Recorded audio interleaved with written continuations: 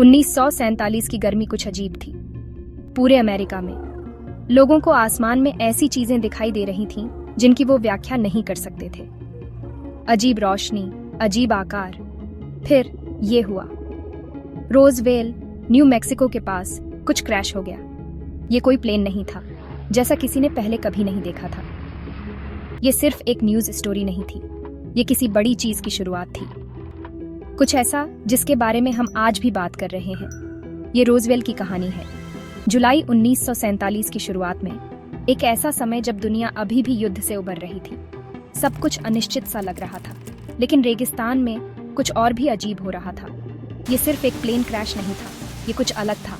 कहानी शुरू होती है एक खेत से, कहीं से भी मीलों दूर। ये शांत एकांत जगह है।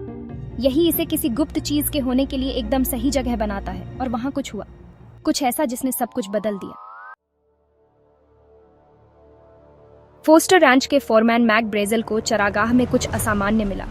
ये ऐसा कुछ नहीं था जिसे वो पहचानते थे। जमीन पर बिखरे हुए मलबे के टुकड़े थे जो उन्होंने पहले कभी नहीं देखे थे। ये उनके जानने जैसा धातु नहीं था। ये हल्का था, लगभग पन्नी जैसा, और अविश्वसनीय रूप से मजबूत। कुछ टुकड़ों पर अजीब निशान थे, ऐसे निशान जो किसी भी धरती के अक्षर से मिलते जुलते नहीं थे। मटेरियल खुद ही हैरान करने वाला था। ये जलता नहीं था, आसानी से फटता नहीं था, और अपने हल्केपन से गुरुत्वाकर्षण को टालता हुआ प्रतीत होता था। ये कोई वेदर बैलून नहीं था, ये पूरी तरह से कुछ और था। ब्रेजेल को जो मिला उसके बारे में छोटे से शहर में खबर तेजी से फैल गई। शेरिफ को बुलाया गया और जल्द ही मिलिट्री शामिल हो गई। मलबे को जल्दी से इकट्ठा किया गया और विश्लेषण के लिए ले जाया गया। उस खेत में क्या गिरा था और ये कहां से आया था? खबर तेजी से फैली। तब भी स्थानीय अखबार रोजवेल डेली रिकॉर्ड ने एक स्टोरी चलाई। ये सिर्फ एक लोकल न्यूज स्टोरी नहीं थी, इसे देश भर के अखबारों ने उठाया। लोग बातें कर रहे थे, क्या यही है? क्या हमसे कोई मिला था? मेजर जेसी मार्सेल, एक इंटेलिजेंस अफसर, को लाया गया। वही थे जिन्होंने मलबे की जांच की। उन्हें प्लेन के बारे में, टेक्नोलॉजी के बारे में पता था, और उन्होंने जो देखा उसने उन्हें हिलाकर रख दिया। ये धरती पर किसी भी देश द्वारा बनाया गया कोई विमान नहीं था। पहले तो मिलिट्री खुली हुई थी। उन्होंने यह भी कहा कि उन्होंने एक उड़न तश्तरी बरामद की है। ये बड़ी खबर थी, लेकिन ये ज्यादा समय तक नहीं चली। जल्द ही कहानी बदल गई। सरकार ने एक नया बयान जारी किया। उन्होंने कहा कि ये उड़न तश्तरी नहीं, बस एक वेदर बैलून था। लोग कंफ्यूज्ड थे। क्या उन्होंने सब कुछ सिर्फ कल्पना किया था? क्या सरकार ने दहशत से बचने के लिए अपनी कहानी बदल दी थी? अचानक राय क्यों बदली? आधिकारिक स्पष्टीकरण ये था कि मलबा एक उच्च ऊंचाई वाले वेदर बैलून का था, जो मोगल नामक एक टॉप सीक्रेट प्रोजेक्ट का हिस्सा था। लेकिन बहुत से लोग इसे मानने को तैयार नहीं थे। इस इनकार ने और भी शक को हवा दी। अगर ये सिर्फ एक वेदर बैलून था तो कवर अप क्यों? वे क्या छुपा रहे थे?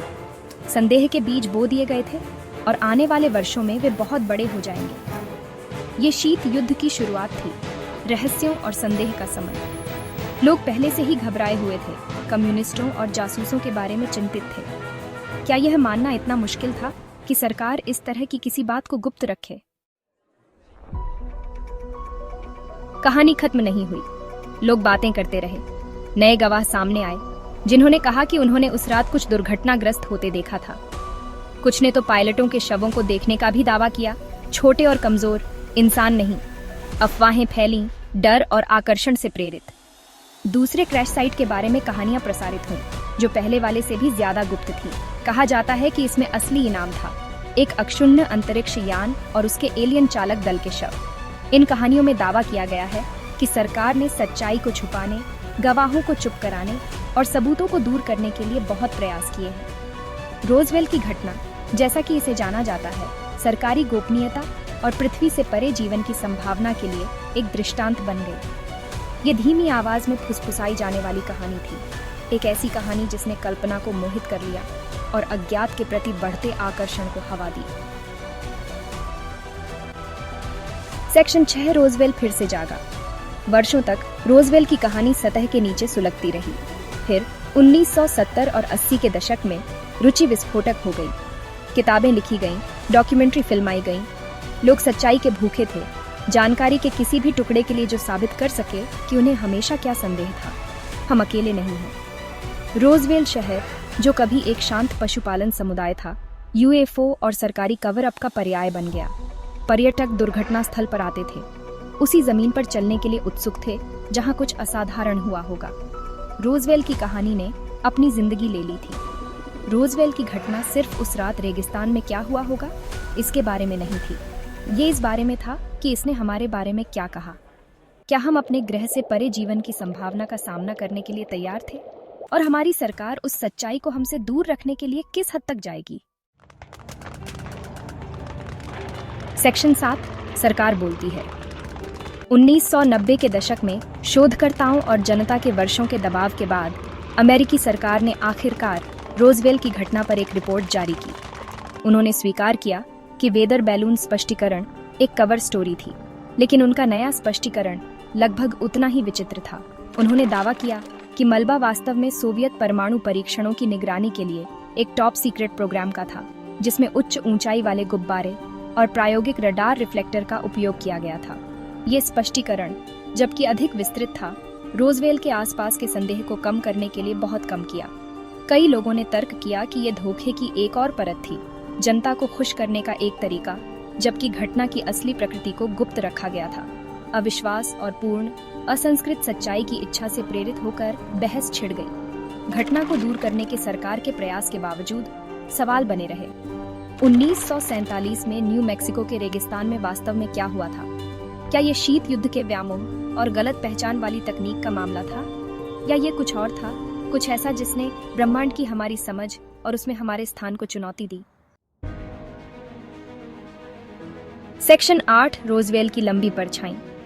रोजवेल की घटना दशकों बाद भी हमें आकर्षित और मोहित करती रहती है। ये एक सांस्कृतिक आधारशिला बन गई है, अज्ञात का प्रतीक और इस संभावना का कि हम ब्रह्मांड में अकेले नहीं हैं। कहानी को किताबों, फिल्मों और टेलीविजन शो में अनगिनत बार बताया और दोहराया गया है। प्रत्येक पुनरावृत्ति अटकलों और साजिश की अपनी परत जोड़ती है। आज रोजवेल विश्वासियों और संशयवादियों के लिए समान रूप से एक गंतव्य है। शहर इतिहास में अपने अद्वितीय स्थान को अपनाता है, एक वार्षिक यूएफओ उत्सव की मेजबानी करता है, जो दुनिया भर से आगंतुकों को आकर्षित करता है। घटना को समर्पित संग्रहालय और अनुसंधान केंद्र स्थायी रहस्य की एक झलक पेश करते हैं, जो हमारी कल्पनाओं को पकड़ना जारी रखता है। चाहे आप अलौकिक जीवन की संभावना में विश्वास करते हो या रोजवेल को गलत पहचान और शीत युद्ध की गोपनीयता का मामला मानते हो, इस घटना के हमारी सामूहिक चेतना पर पड़े प्रभाव से इनकार नहीं किया जा सकता है। इसने विश्वास की प्रकृति, हमारे ज्ञान की सीमाओं और इस मोहक संभावना के बारे में अनगिनत बातचीत को जन्म दिया है कि हम ब्रह्मांड के विशाल विस्तार में अकेले नहीं हो सकते हैं। सेक्शन 9, एक रहस्य के चेहरे। रोजवेल की घटना रेगिस्तान में एक दुर्घटना के बारे में सिर्फ एक कहानी से कहीं ज्यादा है। ये उन लोगों के बारे में है जिन्होंने इसे देखा, जिन्होंने इसकी जांच की और जो सच्चाई की तलाश जारी रखते हैं। मैक ब्रेजेल जैसे पुरुष जो मलबे पर ठोकर मारते थे, और मेजर जेसी मार्सेल, खुफिया अधिकारी जिन्होंने पहली बार मलबे की जांच की, हमेशा के लिए इस गूढ़ घटना से जुड़ गए। ऐसे शोधकर्ता और लेखक हैं जिन्होंने सच्चाई को उजागर करने, प्रत्यक्षदर्शी खातों, सरकारी दस्तावेजों और वैज्ञानिक विश्लेषण को एक साथ जोड़ने के लिए अपना जीवन समर्पित कर दिया। और अनगिनत व्यक्ति हैं जो कहानी से प्रभावित हुए, जिनकी कल्पना हमारी दुनिया में कुछ असाधारण होने की संभावना से प्रज्वलित हुई थी। रोजवेल की घटना हमें याद दिलाती है कि दुनिया में अभी भी रहस्य है, ऐसी घटनाएं जो आसान व्याख्या को धता बताती हैं और हमारी धारणाओं को चुनौती देती रहती है। ये हमें यह सवाल करने के लिए एक निरंतर अनुस्मारक के रूप में कार्य करता है कि हम क्या सोचते हैं, कि हम जानते हैं, और इस संभावना के लिए खुले रहना चाहिए कि ब्रह्मांड हमारी वर्तमान समझ से परे रहस्य रखता है। रोजवेल का रहस्य बना रहता है, अज्ञात के प्रति हमारे स्थायी आकर्षण और ब्रह्मांड में हमारे स्थान को समझने की हमारी इच्छा का प्रमाण। ये एक ऐसी कहानी है जो लिखी जा रही है, एक पहेली जिसके टुकड़े पूरी तरह से कभी मेल नहीं खा सकते हैं, लेकिन एक ऐसी पहेली जो आने वाली पीढ़ियों के लिए हमें आकर्षित और प्रेरित करती रहेगी।